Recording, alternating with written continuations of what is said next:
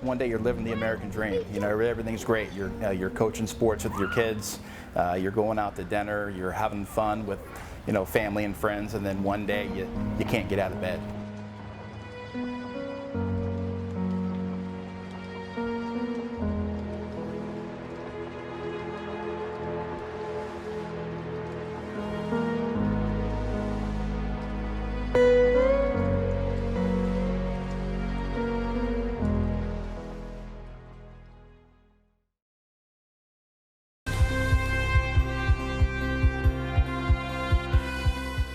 Veteran Brian Talley suddenly found himself in mysterious crippling pain and almost died because of a misdiagnosis at the VA. He was 6 weeks away from death. However, he went outside the VA and saved his life. I had tested positive for a bone-eating staph infection that was eating me alive.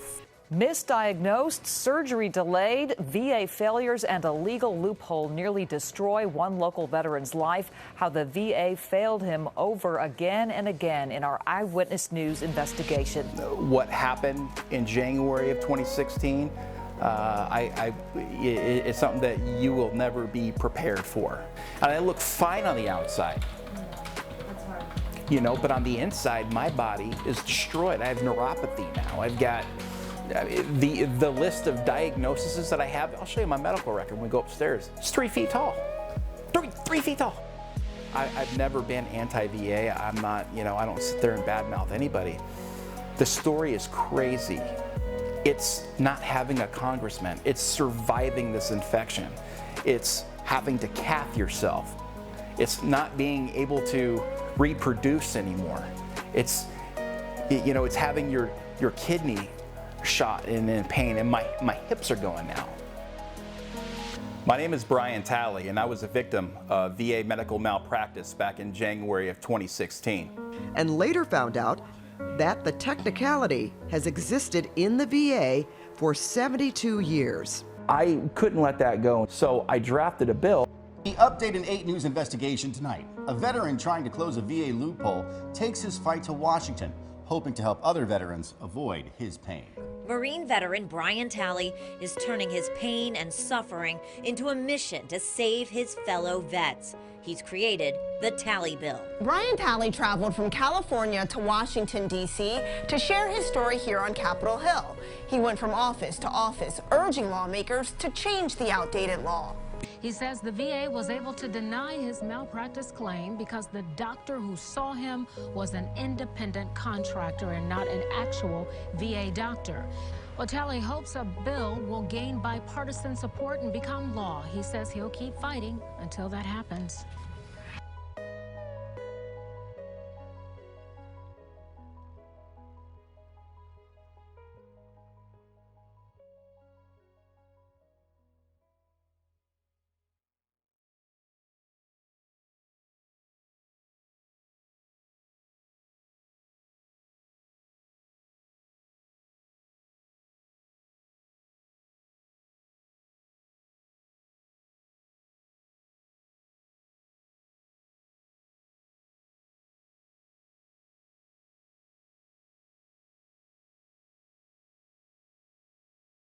And I look fine on the outside.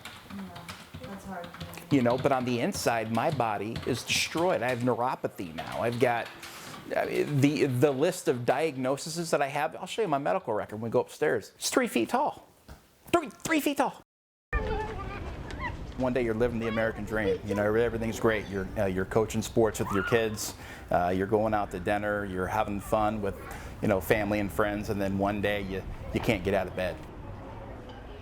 My name is Brian Talley, and I was a victim of VA medical malpractice back in January of 2016. I've never been anti-VA. I'm not, I don't sit there and badmouth anybody. The story is crazy. It's not having a congressman. It's surviving this infection. It's having to cath yourself. It's not being able to reproduce anymore. It's having your kidney shot and in pain, and my hips are going now. Prior to January 2016, I was living the American dream. 4 beautiful kids, a wife of over 20 years, I had a successful small business. I've been an entrepreneur since I got out of the United States Marine Corps, and I did fairly well there. I owned a small business that was a custom landscape company.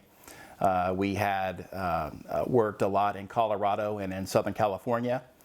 And, you know, I've dedicated all my time, you know, in my life over the last, you know, 20 years to my children and to my wife, and providing for my family and making sure that that all of their needs are met, and have just been, you know, a great, you know, source of income for them, as well as a great, you know, father and husband, and somebody that's always been there for them. What happened in January of 2016, it's something that you will never be prepared for. And you find yourself in a bed full of sweat and puddles, and you can't walk, and you can't use the bathroom. And you find yourself on a cold bathroom floor looking for any type of relief that you can get from pain, from the excruciating pain that I was experiencing. That went on for hours and hours and hours, until my wife finally picked me up, threw me in the car, and took me to the emergency room, where they diagnosed me with having a low back sprain, and they sent me home with a bag full of pills and said that I would be okay in a couple of days and to go stretch. Several days later, we had absolutely no change at all, and if we did have any change, it was all for the worse. Again, finding any relief I can get from the cold tiles on the bathroom floor. Couldn't use the bathroom. Was swimming in sweat. And it was horrific. The pain is indescribable. I ended up back in the VA ER, like I said, a couple days later. This time I was wheeled in a wheelchair. I couldn't walk. And I had a panic attack on the floor. And they gave me, the VA clinicians gave me Dilaudid and methocarbamol and Toradol, a bunch of high-end morphine painkillers, as well as, you know, additional bags of pills, and told me that I was fine. My wife began to cry and began to heavily advocate on my behalf. Can we get this guy a blood test? My husband needs an MRI. He's dying. They denied our request for a simple blood test. They denied our request for an MRI. She then asked to see a doctor because I had been triaged by 2 VA nurses. And they didn't have a doctor for me to see either. So we got sent home with all these pills, and we got sent home thinking that we did everything that we could do in the state that I was in. And that's when I came home and I began to just slowly die in my chair. It was so horrific at times, I couldn't even get out of my chair. I would stay in there for upwards of 24 hours a day at times. My bladder was beginning to be affected heavily, so I had to pee in a bucket. I would have to slide out of my chair and straddle over a bucket and drip into a bucket for weeks and months on end to relieve myself. And my wife would bring my meals, which would be very, very limited because I wasn't eating at the time. I was already down over 40 pounds, and I was brittle, and I was dying.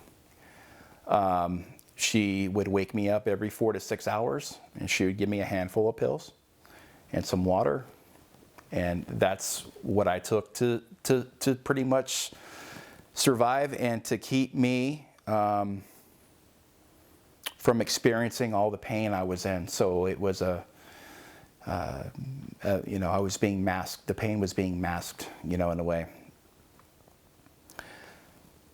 Finally, my wife said enough is enough. She had been calling the VA on several occasions. I need to get my husband back in. He needs an MRI. He needs a blood test. There's something wrong. You don't understand. He's dying. So out of pocket, we went to a local imaging center and we paid for an MRI. That MRI would end up ultimately saving my life. The MRI showed that I had tremendous damage in my spine, and that I needed to have surgery. We sent this information back to the VA, and once the VA saw this, they scheduled surgery for me. So this was now March of 2016. I originally fell ill in January of 2016. At that time, they scheduled my surgery for December the 12th of 2016, which would have been an additional 9 months to wait in the state of incapacitation that I was currently in. That wasn't going to work for my wife. Me, I didn't. I wasn't even, I mean, I was a walking zombie. I didn't even know what was going on. She said, that's not going to work. We need to get him in sooner than that. There's something wrong here. There's something else going on. She advocated for me the Veterans Choice Program, which the VA allowed me to go out of network and into a civilian hospital in San Diego. Because of that, I only had to wait another month or so to have the surgery and not the 9. That too would ultimately end up saving my life. They opened me up on April the 30th of 2016, and when the surgeon opened me up, he found a surprise on the operating table.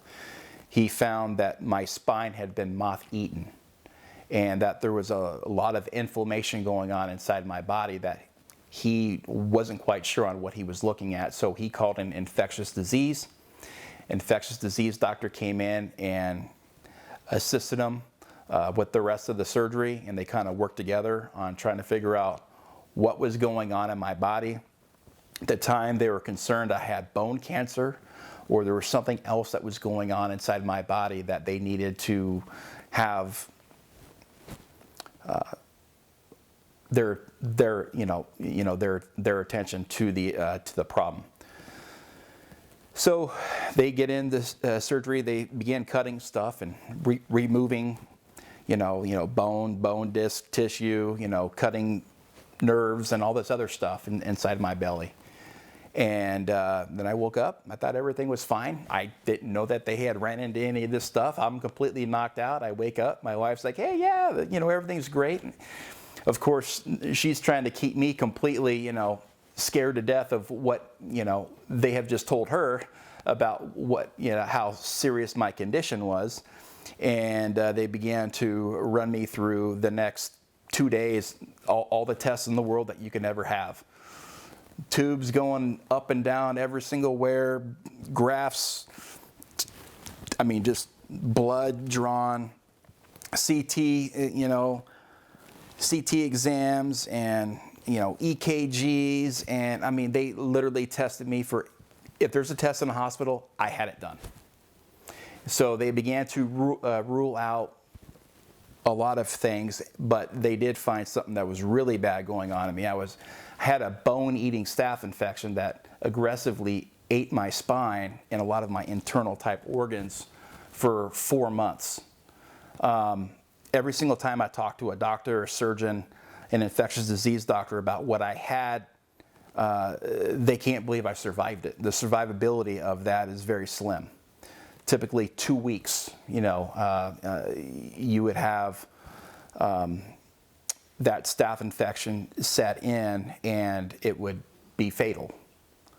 My body fought it and I ended up surviving it, thank God, because I couldn't imagine my family without their father. So at that time, they put a PICC line in my arm, and I had IV antibiotics for the next 4 months. My wife had to administer a big old tube of IV antibiotics three times a day for a very long time. We had to take it everywhere with us. We couldn't miss a dose, and that was really hard on my body. You know, we did that, and for the next several years after that, I lived in pain, still do. Severe pain, chronic pain, belly pain, bladder pain, kidney, neck pain, all three levels of my spine pain, just pain that you can't explain. Because of what had happened, I was being eaten alive for over 4 months, and it did a lot of damage inside my body. And now I was beginning to understand the residual effects of what that infection did to me. And what that infection did to me is it began to take things away that I have worked so hard for in my life. It began to take away my ability to coach my son, to coach my daughter, to be the type of man that I was to my wife prior to my injury. It has taken away my ability to go out and run my jobs and my crew as a small business owner and as a hands-on contractor. You know, it's taken away my ability to have a pickup truck, to have a family vehicle, to go on vacations and cruises and have that quality time with my family, because we've been put into survival mode over the last 4 years as I begin to now finally beginning to realize just what the hell happened, and to have some sort of reinvention, you know, of yourself. Because about 10 months ago, there was a time in my life where I was done. I was 99% sure I was done. I leaned over my bathtub on my knees. I was crying over the bathtub. I filled that sucker up with tears, but I said, my kids are watching, and this is my time to be the leader of my family again. Through anything in life, you can't quit. You can't, despite what sort of hand that you've been given. You have got to show your family and your loved ones what it takes to be a man, and to not only speak about it, but do it with action, and then to be able to counsel them on that. You know, this is what Daddy's got going on right now, because I've got these things going on. So if you ever find yourself in a situation like this, I'm laying you a blueprint as your father on how you can overcome some of these obstacles that you may have in life. Very, very long story short, we ended up falling into financial trouble. I spent a very long time in my chair. Like I said, I was having a very hard time walking, getting around, anxiety set in, depression on top of the pain, and it just magnified. And it's something that you really can't explain unless you've ever lived it. Especially a man like me that's very prideful, and that's somebody that's always won at life. To find yourself on the losing end hurt. But I didn't know how I was going to make the transition from losing to winning again, because I'm still transitioning. It's 1% better. It's getting 1% better. It's sending those emails. It's sending those phone calls. It's doing the little things that add up to the big things at the end of the day. And that's what I've been doing every single day, and I've held myself accountable to that, whether it's working with Congress, or it's trying to get the tally bill passed, or if it's my health with losing weight, diet change, you know, spending more time with my family. You know, it's doing all these little things that are going to add up to the big things that all are going to help me in the end of the day with who I am as a person, who I am as a father, who I am as a husband. The way I could best describe how I felt is being in a room with 20-foot concrete walls with a concrete roof over the top with no way out. That's how I felt. I still feel that way sometimes. It's like, you have to do this, wall. You got to get over that wall. I didn't get over that wall. And then you got to get over another one, and then another one, and then another one, and then another one. You don't stop though. You keep going. The injury brought upon a lot of question marks on, I thought I would just get better out of surgery, go back to work. That didn't happen. The injury has prevented me from going out and seeking gainful employment. I was a contractor. I can't do that work anymore. My body is ruined on the inside. There's a lot of things I can't do anymore, but that's one of them. After the injury, I was recovering in my chair, and I was just living in horrific pain still. And you mix in the anxiety and the depression and all this stuff, and the worry and the fear. On like, oh my God, how are we going to survive this? I've got 4 kids. I've got a wife. I've got bills to pay. I've got a business. Like, what's going to happen? And I started to you panic. I never thought I would be in this position. I had 800 credit. This is like the 5th or 6th house I've owned. We've been successful folks, contributors to society. We've done it always the right way. And then we found ourselves in a horrific situation with no way out. As I was recovering, I hadn't been back to work. By this time, my business is gone. My work truck, my equipment. My wife's doing everything we can just to keep the house afloat, keep dinner and food on the table, keep my children clothed and in their prospective sports, get them to school, still be the mom of the family. My wife is the glue that kept this family together.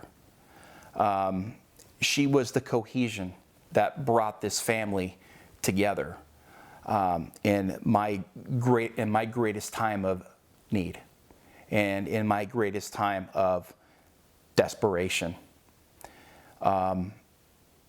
And because we didn't have that money coming in as my source of income, being the primary breadwinner, the provider in the family, that was cut off. So for the first time in our life, we had to get credit cards.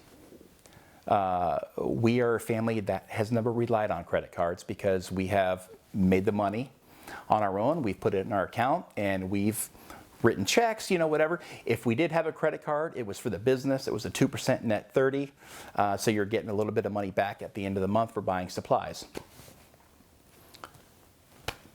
Credit card debt started to go through the roof because 1 year went to 2 years, 2 years went to 3 years, 3 years went to 4 years now.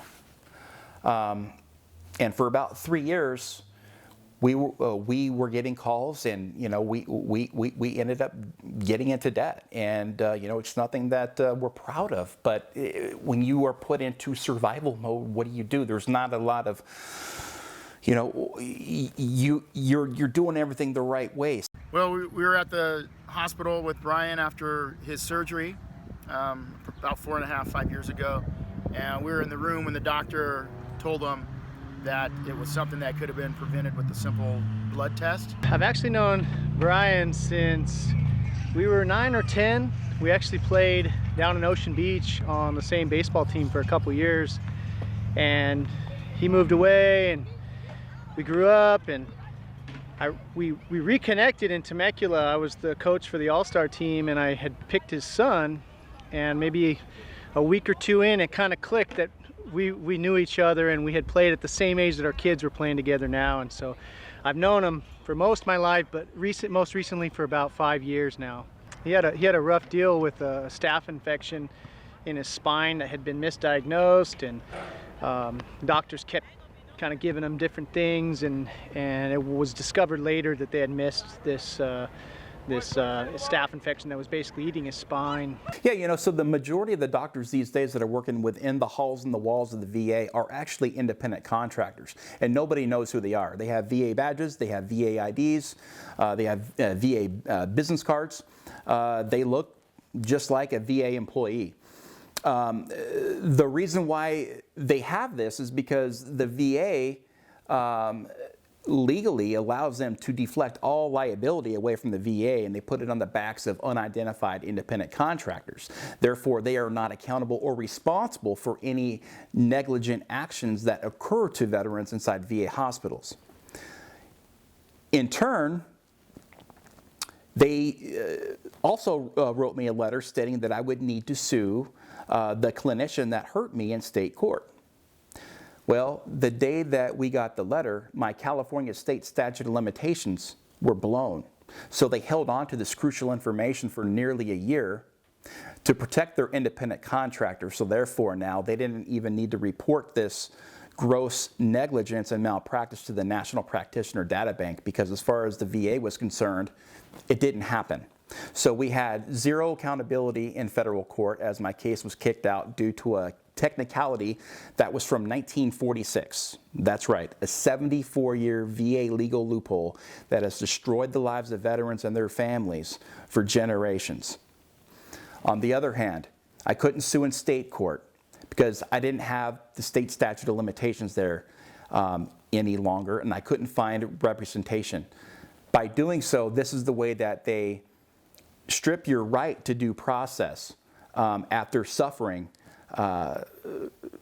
severe medical malpractice due to no fault of your own. So what happened to me and my family is we were left holding the bag.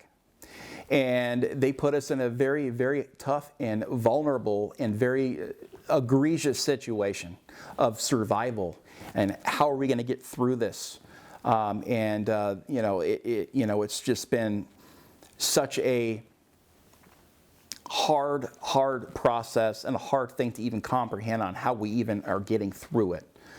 I remember I'd sit for days in on my chair, days turned into months, months turned into years, and I would just cry every day, and I'd just be in so much pain and depression and anxiety saying, how can they do this to families? How can they ruin good people who have contributed to society, people that have done everything the right way their life? And then one day, you start to see all that stuff go away. There's one thing that has never faltered, and that's my family, my children, my wife, and that's the most important thing. For everything that he's gone through, it's absolutely nothing to do with himself. It's to better future veterans from going through the same situation and having justice served. So I'm very proud of him. I'm happy to call him my friend. And because of how long it had taken to get diagnosed and whatnot, the VA had basically found a loophole not to need to treat it or be held liable for it. And so he created this initiative. He took the initiative and created this bill to protect other veterans from the same situation. They basically protect our country, willing to risk their lives for our freedoms, and come home and kind of be neglected. So this tally bill is it's a big undertaking, and he's definitely strong enough. He's a big old Marine. Nothing's going to stop him. So I'm proud of him taking the initiative to create this bill to protect further veterans down the road. I've had to take this upon myself to change this law. I don't have a congressman. I live in the only district in the United States of America that doesn't have a sitting member of Congress.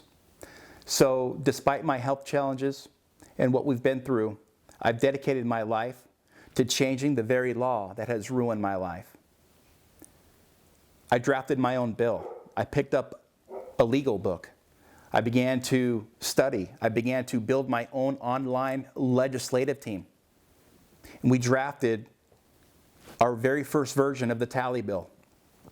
And I hand-delivered it to Congress, to the very steps I walked when I went into Congress, as I walked the halls of Congress, going door to door, urging lawmakers to change the outdated law. I gave them the draft copy of the tally bill, within 30 days, the original tally bill, H.R. 7105, was formally introduced in Congress that would change this legal loophole that has deflected liability away and has dishonored good people, good, courageous men and women.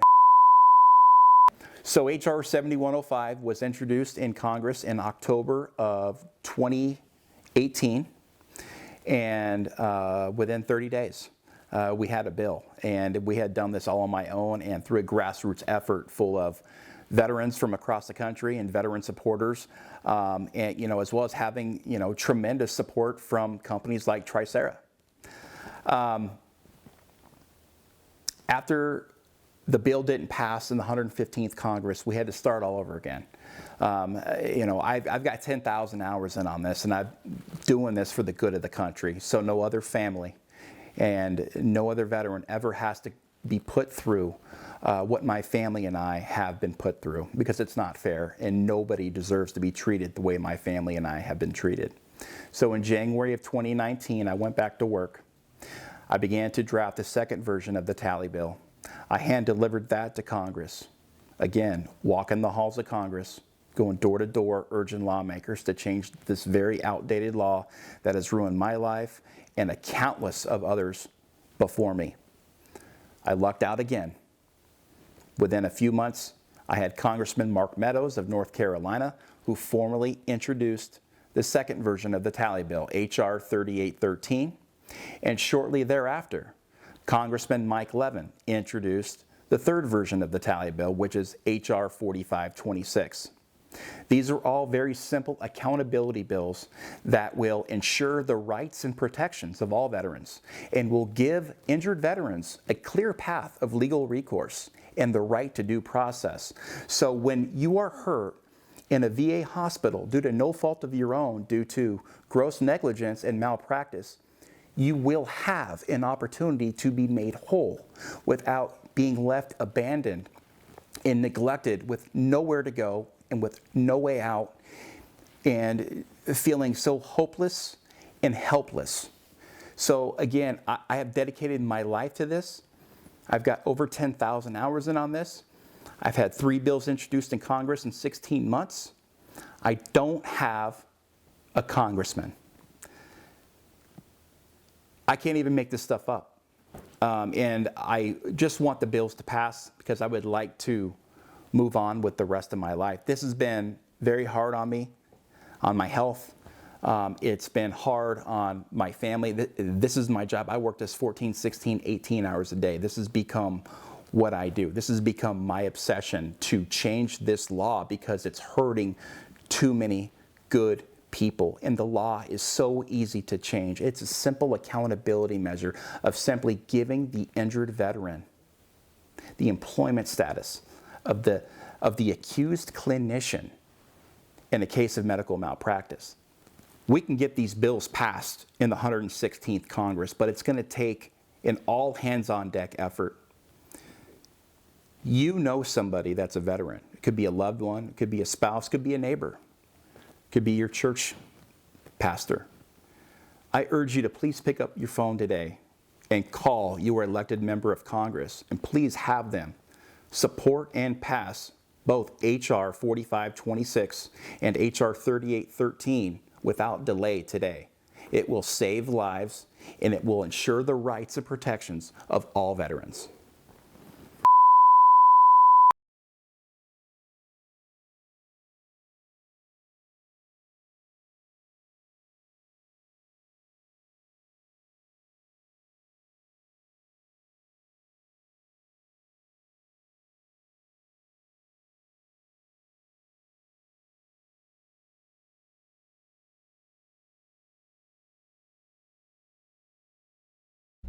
I didn't have a voice. Things that don't make sense in America, right? The land of the free and the home of the brave. You have issues in the country, and when you stand up to fight for what's right, you don't have a voice. How did I not have a voice? The only district in the United States of America that did not have a sitting member of Congress during my fight in one of the largest VA medical malpractice cases that was going on in the country.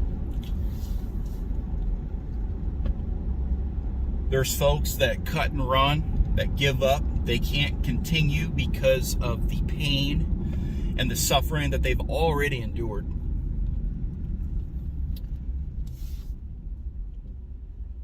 But I was going to do something different. I was going to stand up. I was going to fight for what's right, and I was going to stand up honorably.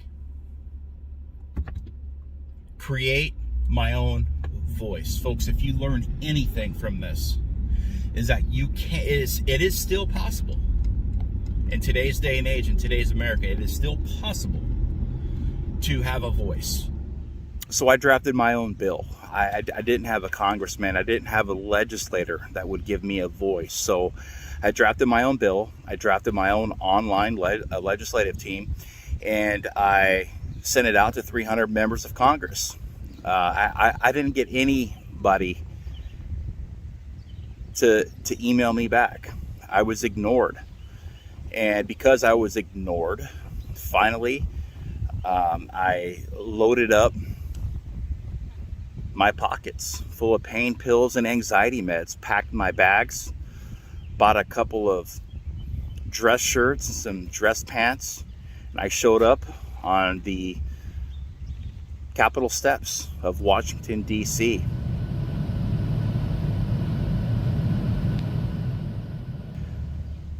with my bill in hand, with a solution in hand, with a plan and some passion, and of course some prayer to get me through this next week as I was meeting with dozens of members of Congress, hand delivering my bill and hand delivering my solution, and essentially becoming my own member of Congress. It just didn't come with a paycheck. It was working on behalf of the country, on behalf of all veterans, for the good of the country. And once I completely and 100% engaged in this mission, nothing stopped me. This first trip to Washington, D.C., it was busy. It was very busy. I had one of my great friends and best friends, John Steelman, somebody I served with in the Marine Corps, meet me there. He helped carry bags. He brought a chair. You know, I had to take a lot of breaks. You know, I was in a lot of pain, and the mission was simple, and the mission was clear from the very, very beginning: to kill these members of Congress with kindness, and to earn a seat at the table. And once I earned my seat at the table, I never gave up that seat until my mission was complete. So we walked the halls of Congress, going door to door, urging lawmakers to change an outdated law. And within 30 days, I had Congressman Dave Bratt of Virginia introduce the first version of the Tally Bill. And, you know, that bill would later go on to die in Congress because it was very late in the 115th Congress in October of 2018 and November of 2018. But that gave us everything we needed. That gave us the firepower to begin new in the 116th Congress. So that very, very first trip I took to Washington, D.C. was very effective. It was a very successful trip. It was a trip that was very much worth taking, and at the time it was very risky for me to take a red-eye flight, you know, all the way across the country, in pain, and not just physical pain. I was in emotional and mental pain, anguish. But you know, I look back on it now, and that was the trip that ultimately put me on this path, on this clear path. During that first trip to DC, we were able to get a lot of media attention, and you know, the media attention definitely helped get us across the finish line. I had rotunda interviews on some of the largest networks in the country. I was able to go in studio on a lot of radio programs. And once people found out what my story was and what my intent was on being there, it became a very intriguing and a very unique story. You know, because I couldn't have done this myself. I needed the media attention. I needed everyday average Americans to get involved. This was a grassroots effort, and an effort that hasn't been done.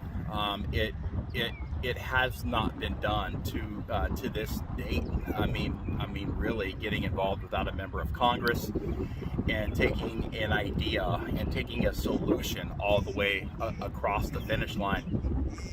Again, something I'm very proud of, but I learned how to be an effective communicator, you know, being an entrepreneur, you know, when I got out of the Marine Corps. And really the stuff I learned in the Marine Corps definitely helped me with effective communication and planning and strategy, and learning how to maneuver these waters that were so unknown to me. But taking that first step and then just building on that, getting 1% better every single day was all I needed. That was all the motivation in the world, just to know that what you're doing here is going to change the lives for veterans from here on out.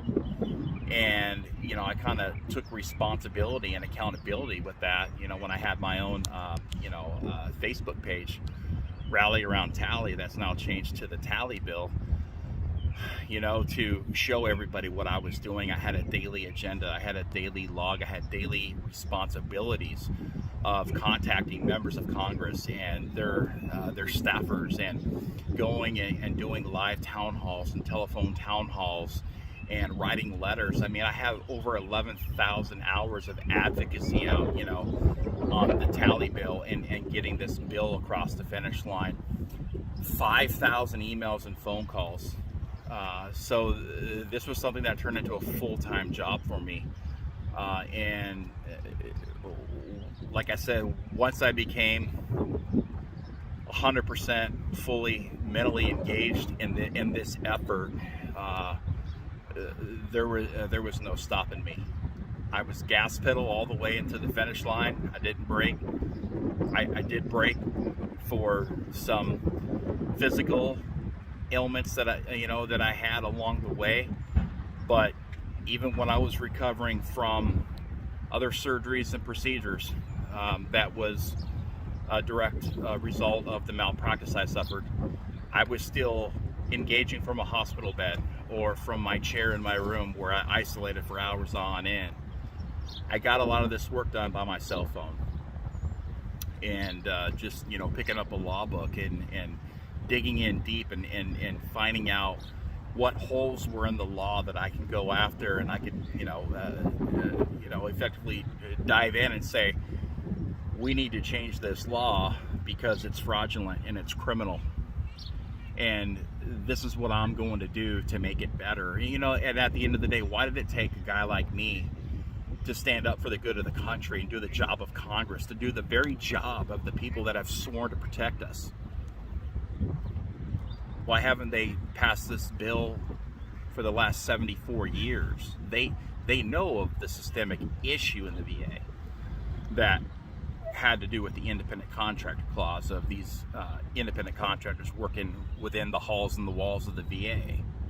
But why did they not do anything about it until somebody like me brought it up and had a plan in place and strategized around these folks? And again, no college degree, no classes on effective advocating or law, was simply just strength through determination and the will to get this job done, no matter what. David versus Goliath. And, you know, that's exactly what I did. And the first trip, like I said, was a very successful one. I would then go home and kind of just dissect the trip. And then from there, I began to build on that. And that first trip led to a second trip. every single time I was in DC, we had a bill that was introduced. And, you know, I'm proud of that. You know, I'm proud that, you know, that I was able to go in there and influence these members of Congress and their staffers to do the right thing and to work with me side by side. That right there, in its own right, was a job in its own right, in its own fashion, trying to stay in front of members of Congress to, you know, when you get 5 minutes with them in the room, or 3 minutes with them in a room, or even 2 minutes with them in an elevator or in passing. I did all that in DC. I met with congressmen in elevators as they were heading to vote, in hallways. It didn't matter what it was. I was there. The guy running around DC with a bill in hand saying, hey, I need you to sign on to this. I need you to be my voice. I need you to be the voice for 20 million American veterans in this country who deserve better.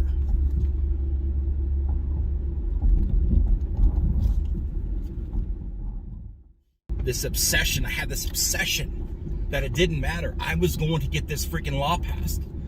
And I was obsessed, and I'm not going to lie, very, very obsessive about this.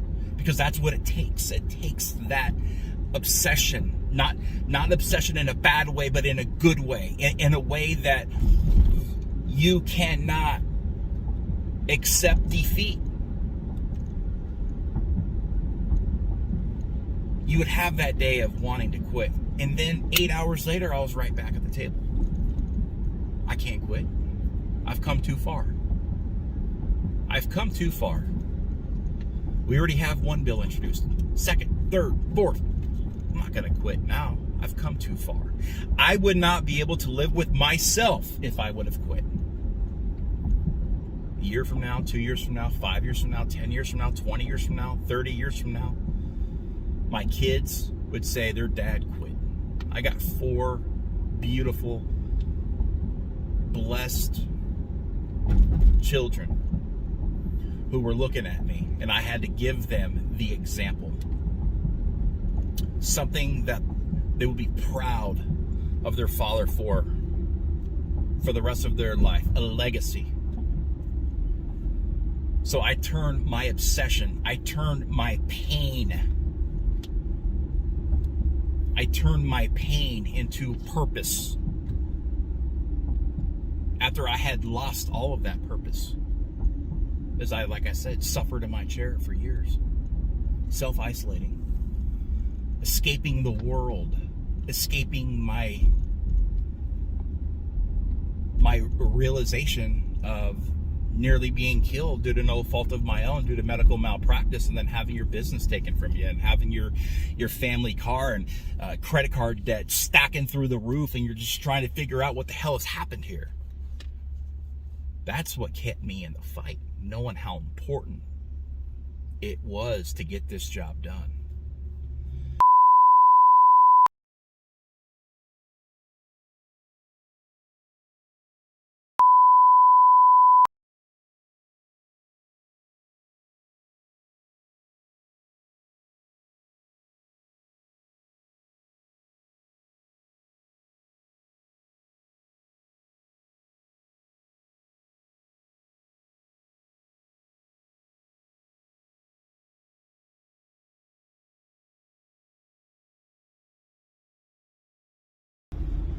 So what gave me the idea to go on the Tally Bill Roadshow when everything was just completely blowing up around me?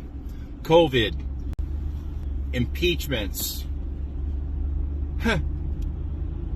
riots going on all over our country. Very, very dangerous time to step out of your comfort zone, if you will, after spending 4 years in a chair trying to figure out just what the hell hit you.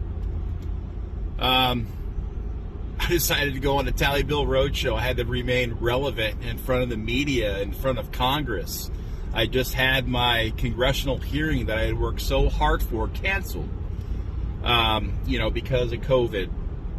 And so I wasn't going to allow these, this 4, 5, 6 months of just the country being absolutely shut down and Congress being shut down and everybody forced inside, where I had spent, my last, 4 years living in a chair. I was tired, I needed to get my life back emotionally, mentally, physically, and, just decided to get 1% better every single freaking day. And so what did I come up with? I'm going to go on a road trip. I'm going to hit 8 states in 8 days and meet as many people as I possibly could to just engage with and let them know what was going on in the VA, and meet with fellow veterans and let them know how their rights were being stripped right out from underneath them, and just get out there, like I said, and just spread the word, spread the message in a positive way. While everything around me was blowing up, I was driving through cities that were under siege, riots in Denver, and I went to the Capitol building in Denver, and I had to break through Antifa, lines. There it is. Beautiful Capitol building of the Mile High City. And it's under attack, It's spray painted. Windows are all boarded up.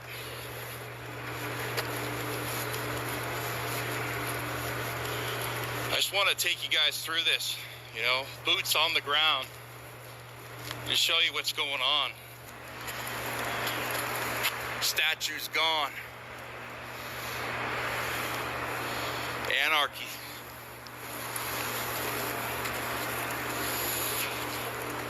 Breaks my heart, man.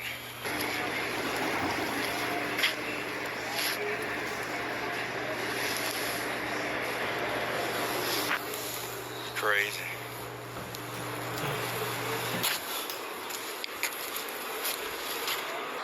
It breaks my heart. I don't see any good, in this and what I'm seeing right now.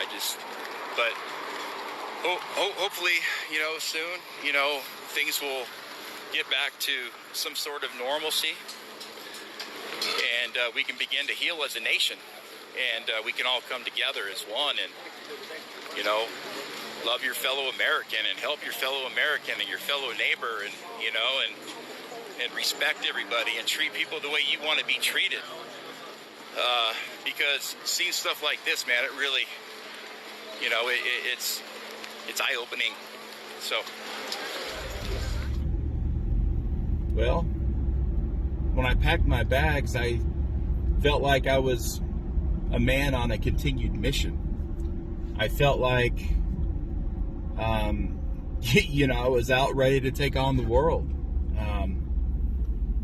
I felt called to do this because, like I had said, I had made it my life goal to not only get better and to get 1% better every single day, but to also change a law that has destroyed the lives of veterans and their families for generations.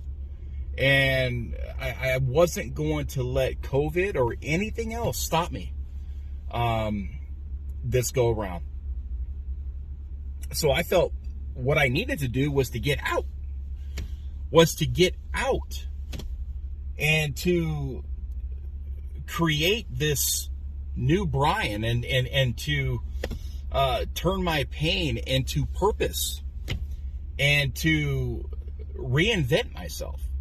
And, it really took me getting out, for those 8 days and hitting 8 states and meeting with different congressional rep staffers and just figuring it out. It took that. It felt great. It felt like I was in control again. It felt like I had controlled, I was controlling my own destiny. It felt as if I was, serving, that I was serving something that was far greater than and bigger than me.